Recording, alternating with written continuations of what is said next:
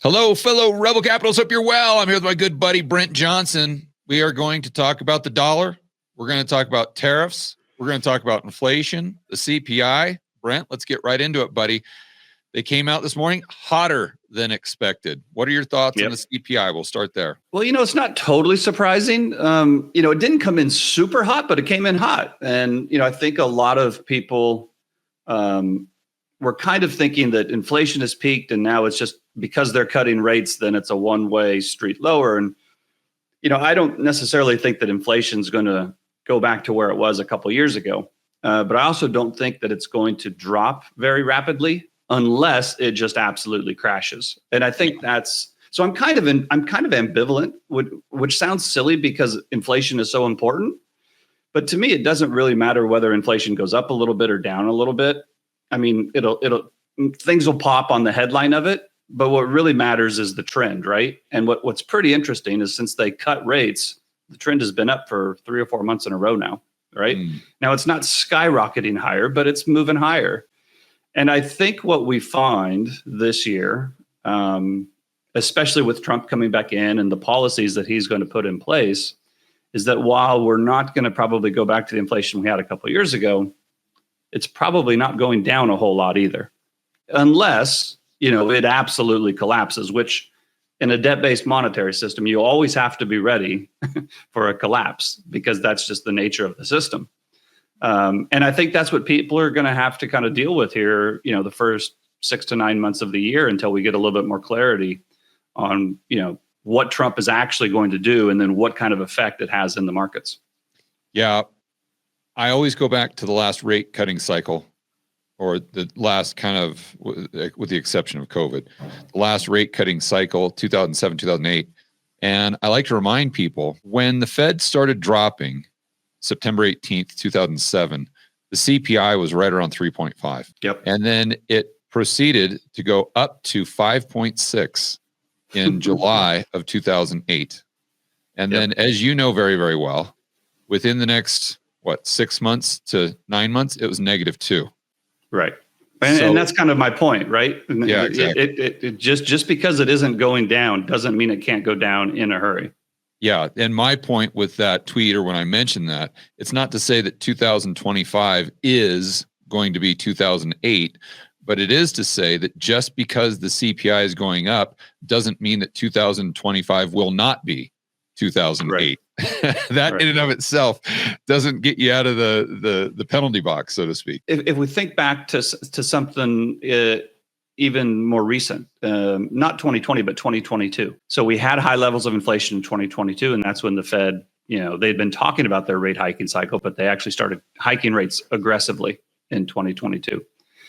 And inflation kept going up and rates kept going up, and it caused all kinds of uncertainty. Right. And so the markets started selling off. And I believe when we got into, I don't remember if it was August or September, but by that time, I think the NASDAQ was down 35%. The S&P was down 20%. And it wasn't super ugly other than asset prices, but we were kind of getting to that point where they might have to reverse policy, right? It's going to impact the real economy. It could start to impact the real economy. And then you could all of a sudden have a tumble or what we're talking about, a very fast move down. Now that didn't take place, but the point is it can, and inflation, and the point is that inflation is the author of deflation, and deflation is the author. It's just a matter of when the turn comes, right? But what I would always tell people is that even though inflation can kind of come on very quickly when circumstances, arise, such as 2022. Yes, stimmies and supply shock. Right. But deflation in a debt-based monetary system, especially one that is levered as hard as ours is, the deflation can really come out of nowhere. Especially asset price deflation. Especially and then that can have a compounding effect onto the real economy, right? Yeah, right. The asset prices will typically fall first, and then then people start to get laid off as companies start missing earnings, and they miss payment. You get the whole vicious cycle lower. But that whole vicious cycle lower can happen very quickly. That is why, despite people not necessarily liking it, when Powell started saying, we're getting close to landing the plane, we're going to start slowing down. So we're going to start cutting rates a little bit at a time so that we don't have to slam on the brakes later. The point is, if you're landing the plane, you don't want to land the plane going 1,000 miles an hour, right? You kind of want to be going 100 miles an hour or 80 miles an hour when you're actually hitting the ground. You don't still want to be going 500 miles an hour. But if you wait too long, that's what can happen. If you keep rates too high for too long, then you can actually bring the plane down at 500 miles an hour, and that doesn't necessarily help anybody. Yeah, my question is, are they flying the plane? Because let's remember that a lot of people will get hyper focused on the Fed funds rate, and they'll sit there and say, "Oh my gosh, they've dropped by 100 basis points." And look, the CPI has gone up. So obviously they shouldn't have dropped because the neutral rate is a lot higher, and therefore their policies aren't quote unquote tight. But then I'd like to remind those people that the main interest rate in the real economy that would lead to inflation, deflation, et cetera, is the 10-year treasury. And since they have dropped 100 basis points at the front end, the 10-year treasury has gone up by 100 basis points. So you could argue that monetary conditions are far tighter now than they were, September 18th, 2024, but yet you still see that CPI going up. So how do you reconcile the long end of the curve? Well, that's actually more important. The long end of the curve is more important because what the Fed does control is the short end. They don't control the long end, right?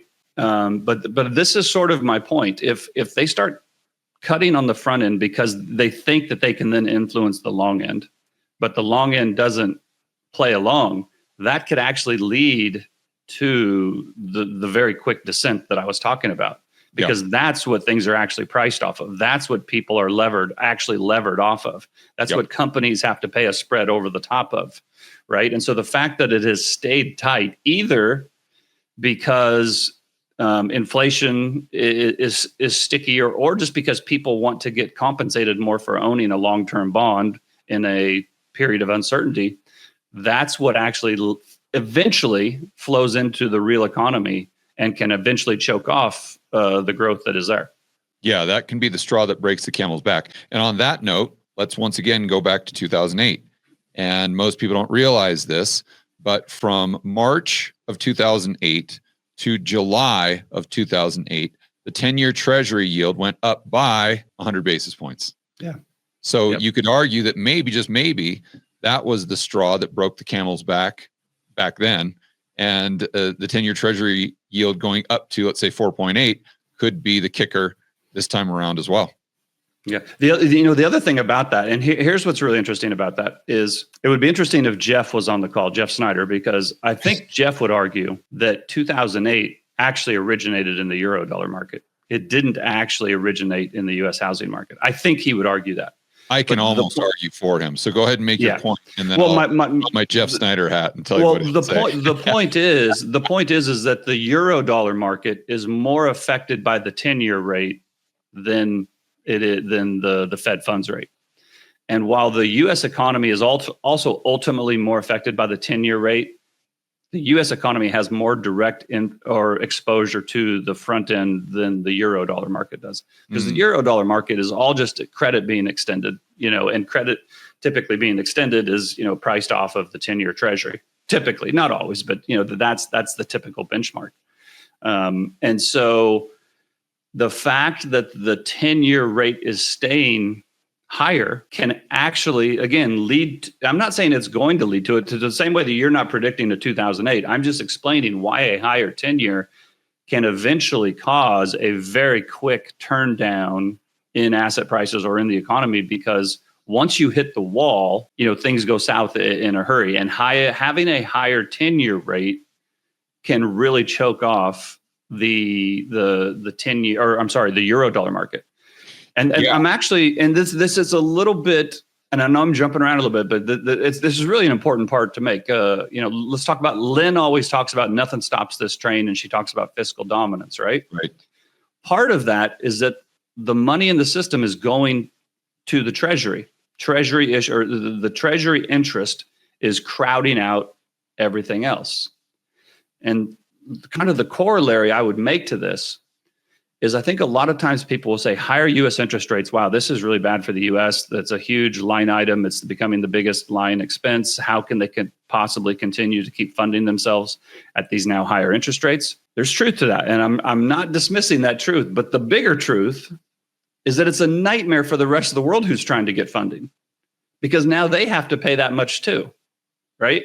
Because they're competing with the U.S. Treasury, which everybody already needs. Why would you buy a Turkish Treasury yielding 7% if you can buy a U.S. Treasury yielding 6.5%, right? Yeah. Or whatever it is. That's where you got dollar liabilities, and you got to match assets with liabilities. Exactly, and so the idea that a debt spiral in the U.S. where the debt continues to increase, interest rates continue to rise, is singularly bad for the United States, while the rest of the world can sit back and say, ha ha, it's finally catching up with you. That's just not the case. And that's the point I was making. That same thing happened in 2008, which contributed to the then financial crisis in the United States. Okay, so I want to make a point, and then I want to get to a question. Let's pause the question. The point was, we're talking about the 10-year Treasury being the biggest interest rate in the Eurodollar market. And what would Jeff say? But in a way, when we talk about how the Fed controls the front end of the curve, but they don't control the long end, I don't know. Because right now, if I'm Jerome Powell and I'm thinking to myself, okay, I just cut by 100 basis points and the 10-year Treasury yield went up. All right. I don't want it to go up. So maybe if I continue to cut, it'll continue to go up. And then we've really, really got a problem. So it's almost like that 10-year Treasury yield is controlling Jerome Powell and what he does at the front end of the curve. And therefore, even if the 10-year isn't the main interest rate in the Eurodollar market, it in an indirect way, it is. And that would have been potentially back then what was controlling LIBOR, or something that would have been more relevant to short-term interest rates. So I wanted to make that point. Then also, I wanted to ask you a question. What was the dollar doing from a Q4 07 to call it Q2 08? Because I'm thinking, interest rates were going up. I'm trying to compare that to kind of what was happening there. And obviously, there's thousands of variables. That would be interesting if, while interest rates were going from March, let's say, to July, if the dollar was going up during that time as well while the Fed was cutting. The dollar, I just pulled up a chart because I didn't know the exact dates, but I know the dollar fell into 2008. It looks like it made its bottom at the end of April. And so then over the summer and into the fall, it started. And that's when rates were going up. Yeah. That's right. That's right. I mean, they had not yet started cutting either. When did they start cutting? Well, no, they started cutting in September 18, 2024. Right. And then they did some wild cuts in January. And no, I'm talking about 2008. Do you remember when they first started cutting in 2008? I don't think it was until August. No. Did they cut in January of 2018? Big time. They had an emergency meeting prior. They were supposed to meet at the end of January. They had an emergency meeting a week prior, dropped by 75. And then a week later, when they were supposed to meet, they dropped by another 50. And by the time we got to, and they started at 5.25, Brent, in September of 07. Oh, that's right. That's right. Because that's when it actually started happening in the fall of 2007 with HSBC. And I know that June, July of 2008, they're down to 2.5 roughly. And that's just going right off of memory. So yes, the bottom line is they were cutting from 5.2. That's right. Because, and that's when I think it was July or August when Bernanke said contained, we had not yet had the big downturn. You made that it was in the fall. I think it was in late summer, August, September timeframe where he's, because things had started to go a little wonky, but not crazy yet. And he said contain, then, a month later, everything's just, crisis mode. Yeah. And you know what else is crazy too? And I talk about this all the time on my videos, but I go back and read the Wall Street journals from those time frames, especially like when the CPI report would actually come out and the next day what the Wall Street Journal would say. And when they got that CPI report for July that was up at 5.6, and keep in mind this is 2008, the next day in the Wall Street Journal, they were calling for the Fed to start hiking rates and increasing rates going into the end of 2008. Yeah. And I thought that, wow, talk about being off sides. Yeah, I want to switch it up a little bit, Brent. Sure. Tariffs are, all the rage. Everybody's talking about it, rightfully so. Trump is going around you don't really know what he's doing, if this is a negotiating tactic, if this is an economic policy. But the one thing that I was thinking about today when that CPI came out a little bit hot is trying to put myself in the position of Donald Trump and the people he is supposedly negotiating with, these other world leaders. And if I'm Xi Jinping, as an example, and I see the CPI going up in the United States, in my mind, I'm thinking, okay, Mr. Trump, you don't have as much leverage as you did yesterday, because whether this is true or not, the market believes that these tariffs could be inflationary. So, if Donald Trump has someone whispering in his ear, hey, Donald, if you do these tariffs short term, they may increase the CPI. Well, now all of a sudden, he's got a wild card there that he didn't have before that would maybe constrain him to a certain degree. And the negotiating partners, I assume, understand that very well. And this is just me thinking out loud. Do you have a take on that? I do. And I understand where you're coming from, but I'll actually take the other side, and I'll tell you why. If this was happening a year from now, I might not take this side, but because it's so early on in Trump's presidency, he can still sort of blame the inflation and any bad jobs numbers or whatever on Biden. Okay. Right? Okay. So that's part of it. The other thing is, if you are negotiating with other countries, we all know Trump wants the stock market to go up, right? Clearly, that is what he wants. But the guy is not stupid. I know a lot of people out there thinks that he's stupid. He's not stupid. He knows that you can't get into a fight without coming out with a few scratches, right? And so if you come out with a high inflation number, it also means that rates aren't coming down right away, at least not to the extent that you might otherwise like. It also means that the 10-year rate might not be coming down right away, right? The high, and as a result, the dollar stays strong versus the yen or the euro or the yuan. And I'd like to remind everyone, Scott Bessent is talking about bringing rates down at the long end. He's explicitly said he's explicitly said he wants rates lower, but he has not explicitly said that they would make policy to do that. There's a little bit of a difference, right? And I think even who was it came out today said something that, as things get more efficient, and I think it was Elon said, as we get the efficiencies out of government, then the rates will come down because the runaway train won't be as bad, and that will save money. Like, my point is, this is what he's saying. Yeah. But if you're negotiating with another partner, do you want that partner to be in a very or that opponent? Do you want that opponent to be in a relaxed, cool, and calm position, or do you want that opponent to be under pressure? I think you want that guy to be under pressure. Mm-hmm. And nothing puts more of a pressure on the rest of the world than a strong dollar and high U.S. rates. Yeah, because of the funding costs associated with it. Yeah, dollar-denominated debt. That's right. And, the dollar is the biggest negotiating tool that the U.S. can use. Now, whether they want to use that heavy-handed of a tactic, I can't say for sure whether they will. But right now, if he is going around trying to make deals and to do negotiations with other countries, and he's able to do it with the DXY at 108 and the 10-year at 4.7 or whatever it is, I don't even where's it at today. And other countries under pressure of that funding, and all he has to do is say, well, what if we don't cut rates this year?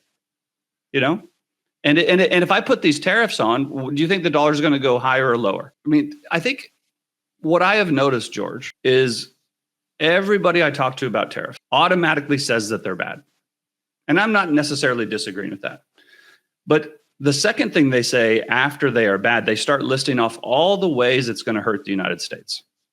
I have never heard anybody say these tariffs are bad and then start listing off all the ways this is going to hurt China, or all the ways it's going to hurt Canada, or all the ways it's going to hurt Mexico. So it's a fight between two different sides. You can't just analyze one side. You have to analyze the other side as well. A strong dollar puts a lot of pressure on China. A strong dollar puts a lot of pressure on Canada and Mexico. Higher rates aren't the friend of the PBOC, right? And so if The analogy I have used, and I can't remember if I've used this with you before, is the Hagler versus Hearns fight back in the 80s. I don't know if you remember this or not, but it was the two welterweights and the two of the best boxers in history. And in the very first round, Thomas Hearns hit Hagler so hard that there was a huge cut above his eye, and they almost had to stop the fight. Somehow the corner got the cut under control and the bleeding under control. And then over the next two rounds, it was an amazing fight. And in the third round, Hagler knocks out Hearns, right? And so the point is, yeah, Hagler got hit and he was bleeding and he almost lost. But in the end, he knocked the other guy out. And that's the analogy I like to use with the United States. If we put these tariffs on and we do have a mini trade war or a big trade war or whatever it is, it's going to hurt the United States. There's going to be blood. We're not going to get out of that without an injury. The U.S. can knock out the rest of the world so quickly if it chooses to do so that I don't think you can totally take that off the table. And I've never seen that analysis put forward at the top. It's always kind of at the end. Oh, yeah, it will also hurt the other countries. But they always start off with how it's going to be particularly bad for the United States. And I just don't think that that's necessarily the case. Okay, so I don't know if I'm going to push back here, but I just want to add another, I guess, variable. So when you're talking about negotiating with another country, let's just say China, the strong dollar is going to be very negative for them because they need dollars. They've got this dollar crisis, the real estate, the banking, and all the stuff that we know about. But if I'm Xi Jinping and Donald Trump is saying, okay, I'm going to hit you with tariffs and we're going to hit you with a strong dollar, I'm going to say, listen, dumbass, you're shooting yourself in the foot. Because if you want the strong dollar, fine. That's just going to nullify the effect of the tariff. Because all my companies, they don't care what they're making in dollars. They just care what they're making in yuan because that's what their expenses are denominated in. So if you give us a 25% tariff and the dollar goes up, 25%, then roughly, then we can just go ahead and decrease our prices in dollar terms, and then you're not having the impact of those tariffs.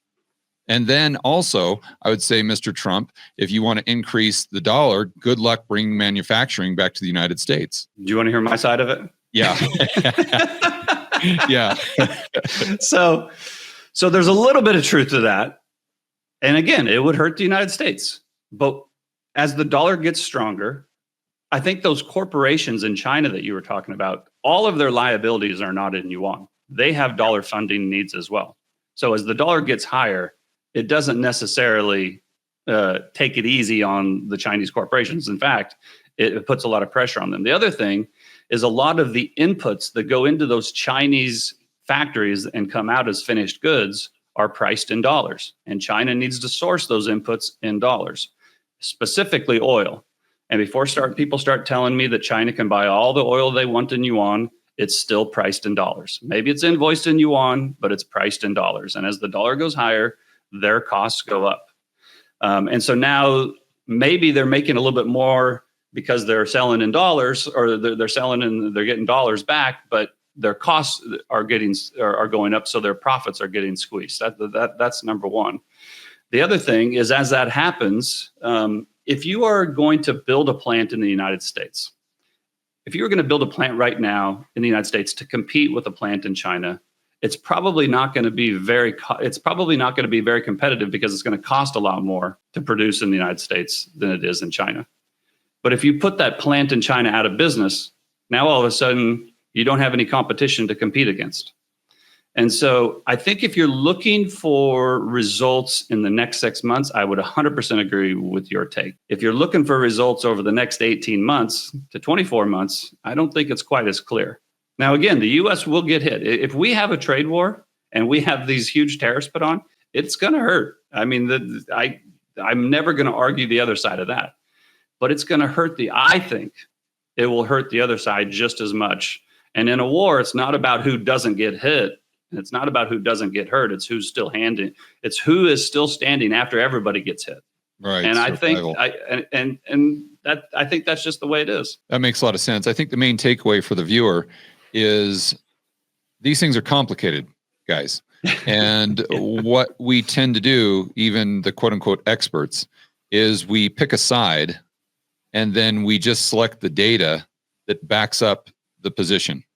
And then the other team does the exact same thing, and then you just go back and forth, and you never get anywhere. But what you have to do is realize there are no solutions, there are only trade-offs. You do a cost benefit analysis, and everything that has a benefit is also going to have a cost. And so, you can't sit there and say that, oh, well, tariffs are great because of bam, bam, bam, bam, bam, bam, bam. What you have to do is say tariffs are great because of bam, bam, bam, bam, and tariffs are bad because of X, Y, and Z. And then you do you have your scale there. And then you say, okay, on net balance, they're bad. On net balance, they're good. But what so many people do is they only look at the data that backs up the narrative they want, that makes them feel good. At the end of the day, that's what it's all about. And that is a terrible, terrible way to analyze global macro. And it's a terrible way to set up your portfolio and try to predict the probabilities of what may happen in the economy or the global economy in 2025 and beyond. You've got to look at all the factors, and there's never any solutions. There's just trade-offs. That's exactly right. And here's the thing is, in my opinion, one of the biggest challenges that Trump has is managing expectations. If he can manage expectations appropriately, which are currently extremely high, right? That's going to serve him well. I think he has come in going 100 miles an hour. I don't think he can slow down. I think if he slows down, because even under the best circumstances, there is going to be pain. You cannot do business one way for 40 or 50 years and then switch to doing business another way and not expect there to be some bumps and volatility along the way. Even under the best circumstances, there's going to be bumps, volatility, unforeseen circumstances, unforeseen negatives. So there's going to be problems. And despite Trump winning kind of with a pretty popular mandate, he still has huge opposition to what he's doing, especially now that he's going through with the Doge and the US aid. And I mean, he's creating. You think he had enemies before? Yeah. I mean, this guy just, 10x'd him overnight, right? Yeah. Yeah. And so I think the only chance, not the only chance, but the best chance he has to get to a place where his policies start paying off is to keep going 100 miles an hour. Because I think if he slows down and tries to play nice, and then the data starts to show up and it's not great right away, they're going to eat him alive. And so that's why I think he just has to keep going. And listen, this is what he ran on, right? It's a fundamentally different way of the U.S. interacting with the rest of the world. It's a wholesale change. And it's not a small change. It's not just one of talking differently to the rest of the world. It's actually interacting with the world in a completely different manner.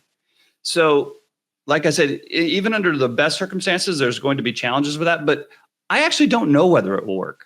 I'm not sure. I think it will work better than many people think it will, but I don't know if it will or not. But I'm not somebody who just automatically says, Brent, what do you? What is define work? How would you? To bring jobs back to the United States, to get wages back in the United States at a level where a family, a dual income family, can afford to pay their mortgage and send their kids to college, without having to go into $100,000 of credit card debt to do it, to be more self-sufficient, to not have to rely on, a potential enemy during a crisis, whether it's for PPE or some of this other type stuff.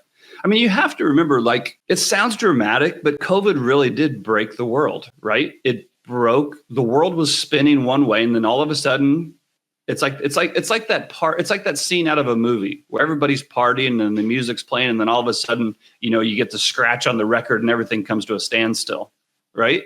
I mean, the world was spinning and everything was going. It was becoming more globalized. It was becoming more cooperative. It was one supply chain. Then all of a sudden, boom, something hit the record. Everything stopped, and now the world is spinning the other way.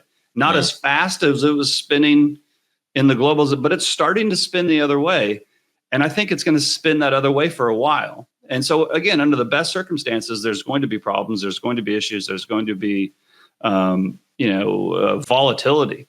But what I don't think you can remove from this, and I know so far we've just talked about the tariffs and the economic side of it. I think it's really important to understand that this new way of doing things you cannot silo national security interests from economic policy to monetary policy to social policy. It's all now one policy. And Trump and his administration, they are not going to do anything that doesn't put America first. If we're going to give foreign aid to Guatemala, there's going to have to be some kind of a trade-off that specifically benefits the United States. Mm-hmm. Gone are the days of the altruistic funding for just whatever you want, your own social experiment in Colombia or Nigeria or India. I don't think it was altruistic. I think it was just a ruse to milk the taxpayer, and that money was going into the back pocket of all these NGOs. It absolutely was. Ferraris. Meanwhile, so I've been writing a lot about this on our new Substack. I mean, this is my first 3 articles are about this exact thing. So when the fun thing for me, maybe not fun, maybe that's not the right way to say it, but the part of the reason that I feel like I've kind of understood what's going on here is when I was in grad school, I studied all of this stuff that is now getting torn down. So the whole rules-based order, the whole system was set up after World War II with the United States as the hegemon, and then you had the World Bank and the IMF and the United Nations, and how all of those different institutions interacted with other countries and how policies put forward and how treaties are signed. Like, that's the stuff I studied in college. And so it was always kind of interesting to understand how the system works. And I kind of felt like when I then started getting into macro, because I had a fundamental understanding of how the system works, it kind of gave me a little bit of an edge. And now that it's all getting torn down, I understand the implications of it being torn down because I understood how it worked in the first place. Does that make sense? Yeah. And so it's a fascinating change. The word that was always used was rules-based order. And that was the United States at the top and its allies kind of just below it, and then all the institutions below them. And there was a specific way of doing things. And there has been some people say that with Trump coming in, he's ceding hegemony. He's getting rid of all these tools of empire that have existed. And I think there's some truth to that, but to ultimately they're missing the point. This is still the U.S. sitting at the top, but they're no longer doing it all through the veil of altruism and the betterment of society. Now it's the U.S. sitting at the top and saying, you know what, we're not messing around with any more treaties. We're not messing around with any more United Nation initiatives. If we want something, we're going to do it. Like it or not, we're putting the United States first. There's no more bullshit. There's no more veil of altruism. This is the United States policy, and get on board or get out of the way. Now that's not a nice way of saying it, but that is essentially what is happening. Yeah. And I want to point out that's not just rhetoric. That's no. backing that up with action. It's and I think a lot of people thought it's just Trump blustering. It's him being a bully. It's him trying to get his way. It's him being a petulant child. And I would say, listen, I don't care what you think about Donald Trump. I do think that you like your portfolio, and you better understand what these changes mean for an asset allocation, or when you're investing overseas, or what, the no longer giving money to USAID, what that means for our cooperation with countries abroad. It has huge implications for everything.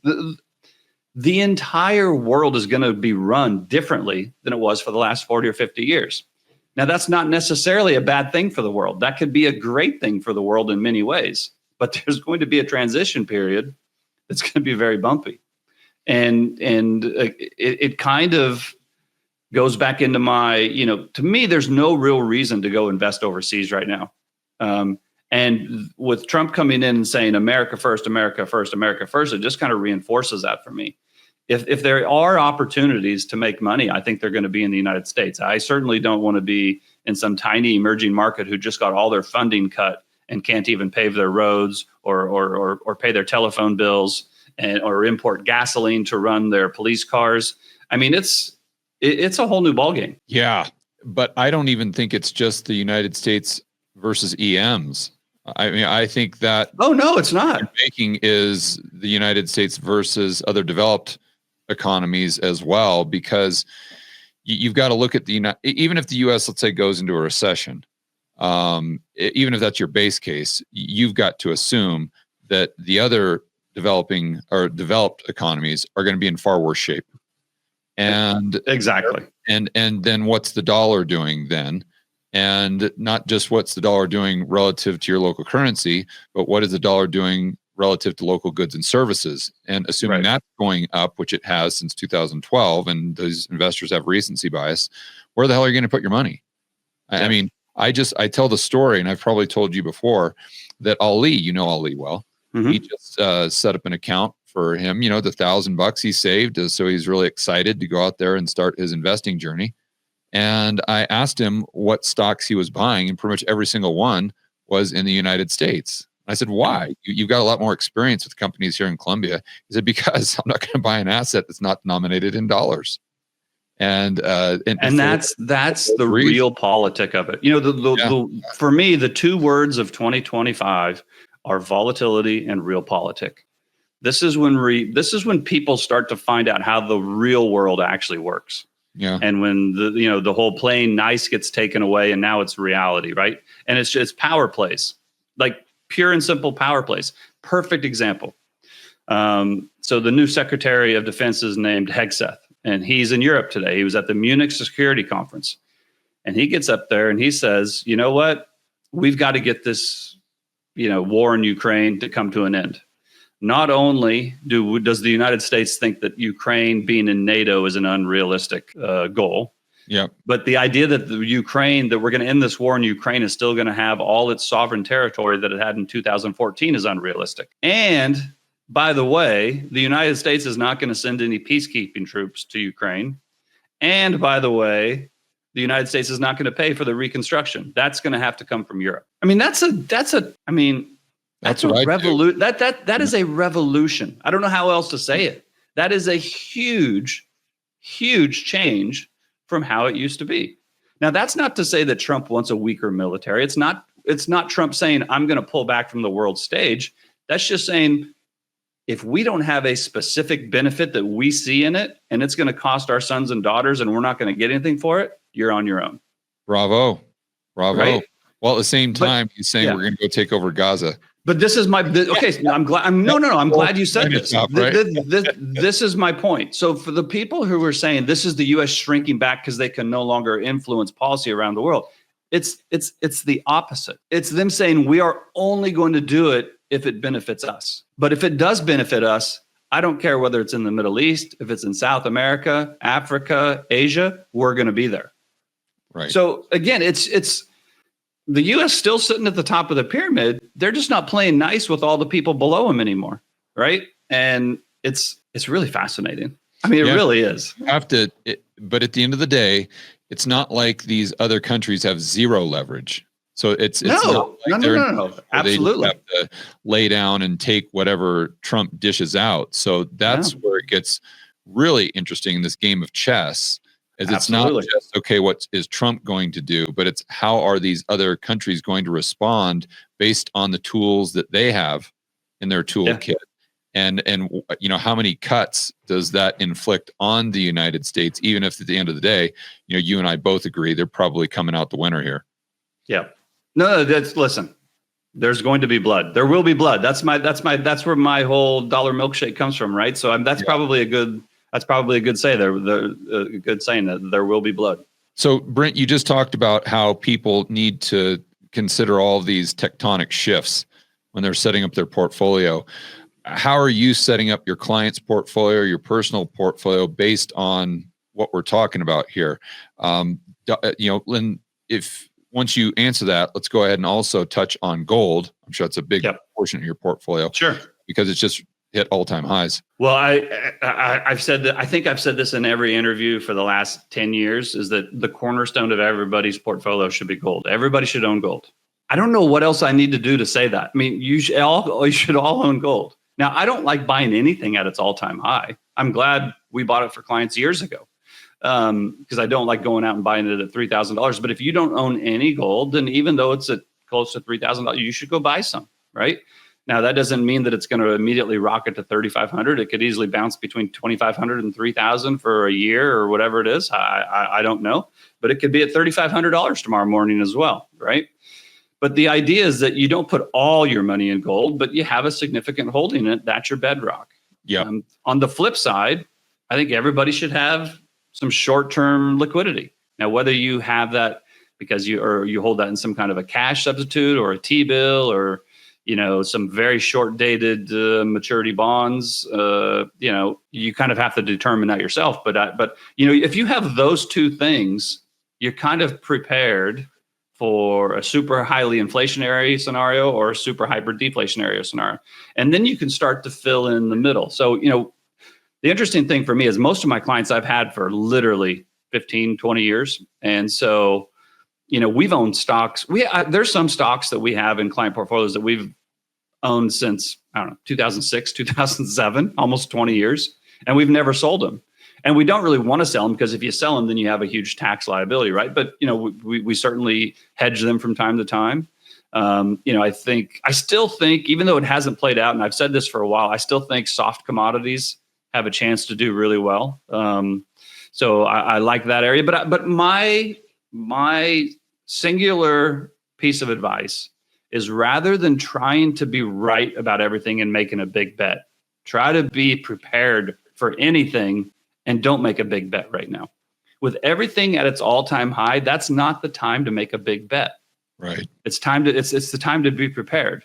And that's why you have some cash or cash substitute. And then if in 2025, sometime in 2025, we have some kind of a sell-off, whether it's gold going down, 10 or 15%, or whether it's stocks going down 30%, or, corn and wheat going down 30%, or, the house you've been wanting to buy goes down 30%. Then you have the cash, you go buy something, when everybody else is selling, now you are in position to go pick it up. So, my mantra to clients and prospective clients has been the next few years are something to survive. It's not the time to be a hero.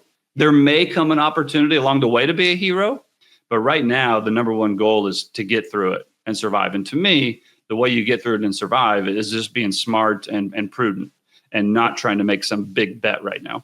Yeah. And understanding with these tectonic shifts that you're talking about, that's changing not just the rules, but that almost inverts them, right? So everything that you thought or has worked well for the last, let's just say 40, 50 years might not work well. And the inverse might work well moving forward. It's almost like playing football for 20 years with the rules that we have now. And then all of a sudden next year, we're switching to play the NFL with rugby rules. My point there is think about how many unknowns there would be. I mean, the football teams would kind of be able to prepare for that. But at the end of the day, you just don't know how that's going to play out until the first season is over. And that's kind of what we're living in right now. Yeah, absolutely. And I don't want people to think that I'm super bearish, even though I'm super concerned, and my number one goal is survival.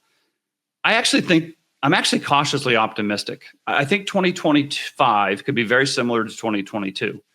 Optimistic in what way, Brent? Regarding the economy, the stock market, precious metals, we got to be specific. Maybe all of that. I actually think that over the next, I'm just going to make up a number, 3 to 5 years, I think the U.S. will actually rise versus the rest of the world on a relative basis. Now, maybe the whole world goes down 20% and the U.S. goes down 15%. And as a result, the divide between the U.S. and the rest of the world widens. But I'm actually cautiously optimistic that Trump has tried to say, well, we're going to enter a golden age. I don't know that I would quite go that far. But if they can get through the first year to 2 years of this transition, I do think it's possible that we could come out the other side of that in a new, renewed position to then have some stellar growth and make some stellar gains. The reason I keep referencing 2022 is because if you remember then, we kind of had a revolution in interest rates. We had low interest rates forever. And in the first 6 to 9 months, we had an interest rate regime that was rising and rising rapidly, causing a lot of uncertainty. Nobody knew how far inflation was going to go. Nobody knew how fast. and how far the Fed would take rates. Nobody knew what the terminal rate was going to be. And that uncertainty and that fear and that anxiety led to volatility, and it led to asset prices falling between 20 and 50%. But once we got to like September, October, and we kind of started to understand what higher rates meant and what the Fed was actually going to do and what the effects of their raises were going to have, then we had a boom for the next couple of years, right? And I kind of see that same thing with Trump coming in and putting tariffs on. Listen, tariffs are coming in some form or another. I think people just need to get ready for that. I don't think it's all bluster. Yeah. And right. And so, but I think it's a wholesale regime change of how things have been done, and nobody's used to it. Nobody's ready for it. So as a result, in the same way we had the uncertainty and fear in 2022, we're going to have that in 2025, I think. But I think if we can get into September, October, November, and then we start to see some stuff, some data and some results of what is being put in place, I think it might not be as scary as everybody is scared about it now. Mm-hmm. And I think the idea that nobody will move their manufacturing facilities to the United States is wrong. I think people will move their manufacturing facilities here.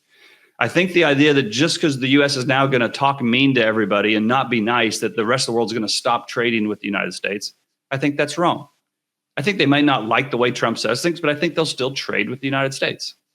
And so I don't necessarily think that we're going to have this huge World War III and it's all going to be horrible and, you know, everybody just reverts back to their own little kingdom. And it's, you know, I'm actually cautiously optimistic that the relationship between Canada and Mexico and the United States will actually become even stronger. Now, it doesn't mean it's going to be smooth.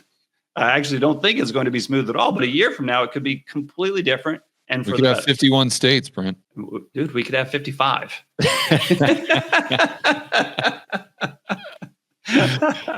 So what do you do with your portfolio? Because I know you're someone that advises, especially for retail, to have some diversification there. You talked about dry powder, maybe T-bills, the bedrock of the portfolio being gold.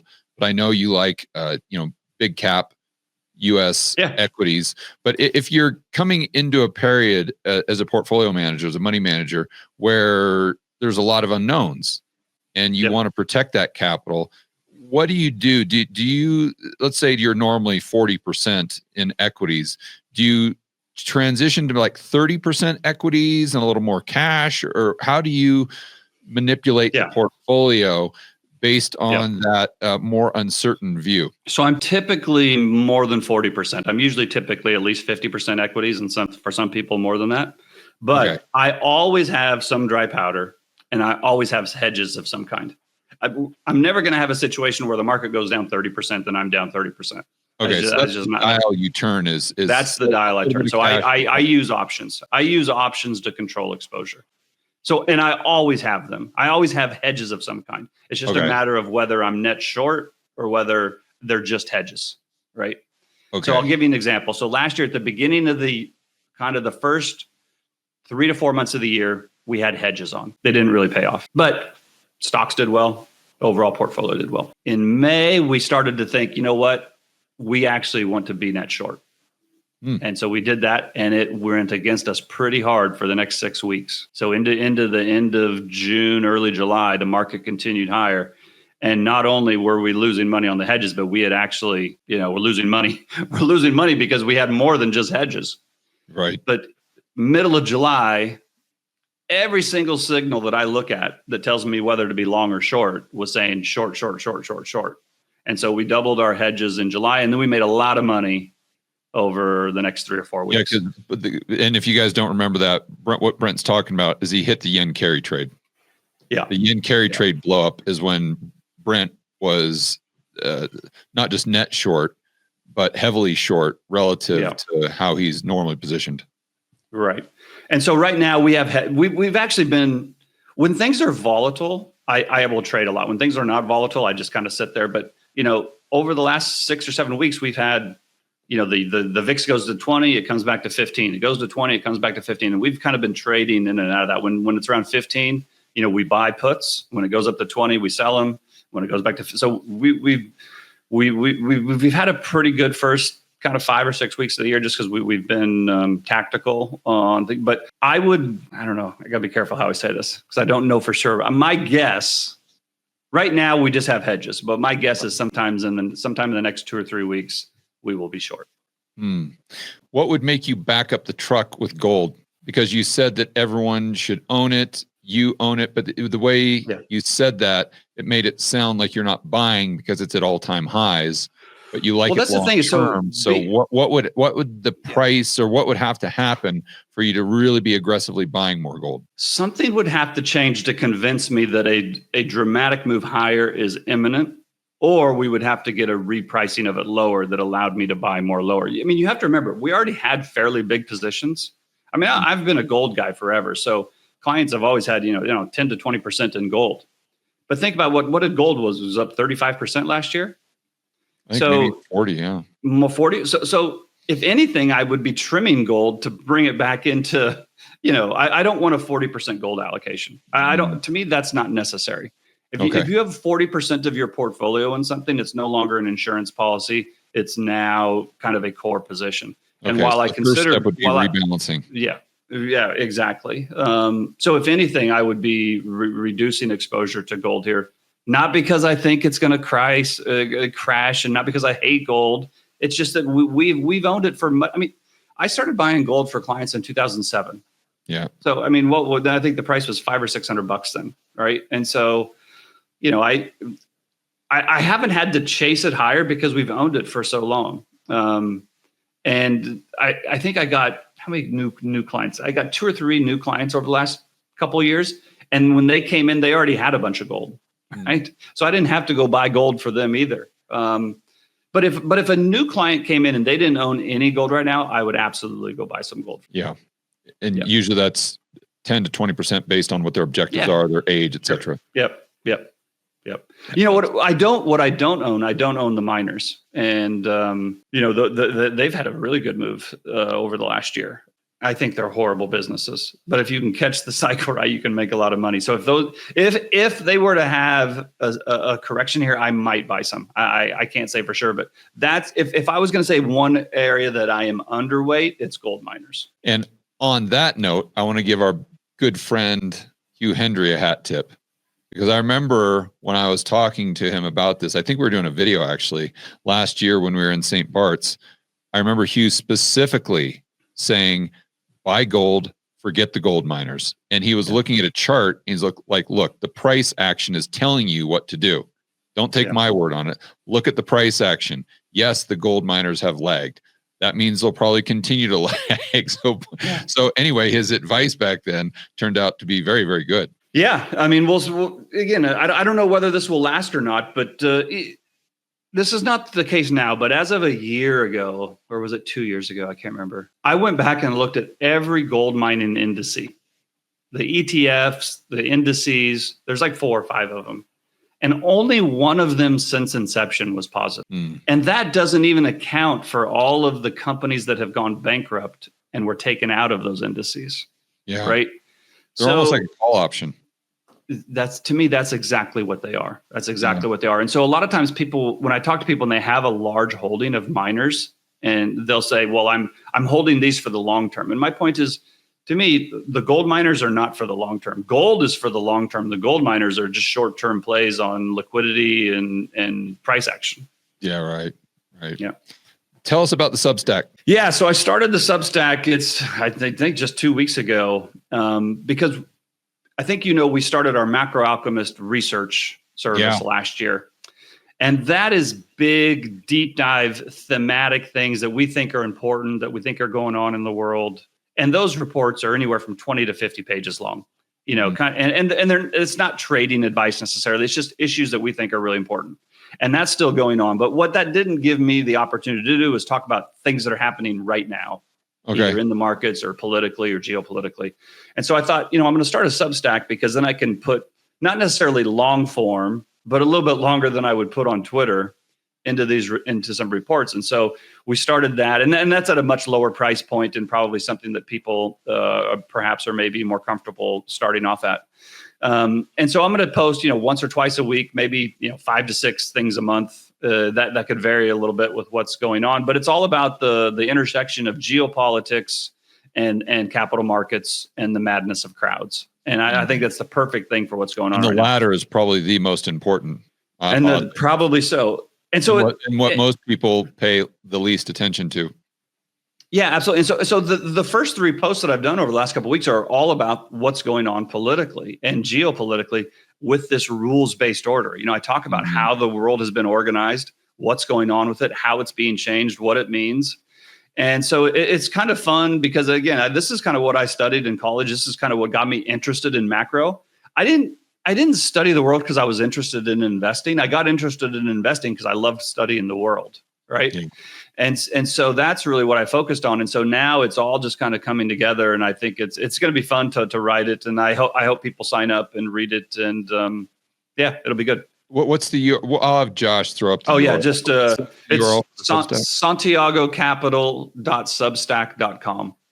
Okay, awesome. Brent, thanks a lot for your time, buddy. Always enjoy the conversation. I'm going to see you in a couple weeks. See you in a couple weeks.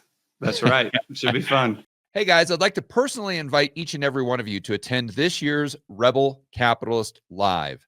This is the incredible conference I put on annually that helps you build a bulletproof portfolio.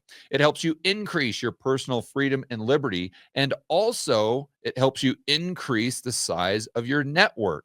In other words, you get to meet a lot of like-minded individuals, fellow Rebel Capitalists. It's in Orlando, May 23rd through the 25th. Past speakers have included people like Robert Kiyosaki, Ron Paul, Peter Schiff, Mike Maloney, Lynn Alden, just to name a few. So to get your tickets ASAP and to find out who is speaking at this year's Rebel Capitalist Live, you can check it out at rebelcapitalistlive.com.